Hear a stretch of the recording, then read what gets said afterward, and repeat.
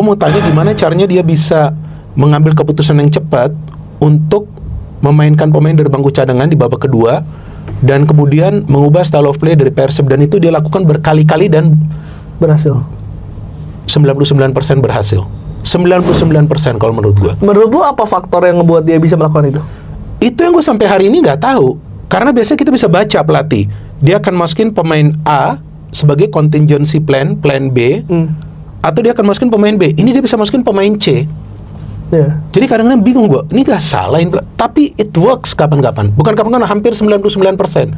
Works-nya gini, gak harus pemain itu skor atau assist, tapi bisa terlibat dalam perubahan cara bermain Persib Bandung. Dan bukan artinya Boyan Hodak gak ada kesalahan, ada juga kesalahan dia, tapi sangat jarang kesalahan itu. Jadi gue ngeliat pelatih ini kok bagus ya gitu ya, cepat mengambil keputusan, dan gue ngeliat dia kasih instruksi ke pemain tuh jelas banget. Ya kan, dia bahkan bisa panggil pemain ke pinggir lapangan.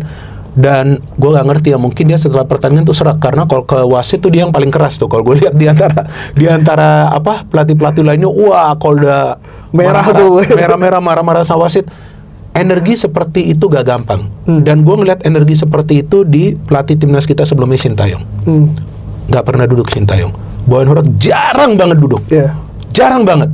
Pasti dia kebanyakan berdiri. Jarang lah, mungkin duduk semenit udah berdiri lagi dia. Mungkin duduk 5 menit, mungkin dia duduk juga itu berpikir. Jadi kalau feeling gue, otak dia tuh jalan terus. Apa yang gue, dan itu sebagai pelatih, ada yang pernah cerita ke gue, pelatih itu sebenarnya sambil tidur pun berpikir untuk timnya. Itu gue lihat Boyan Hodak.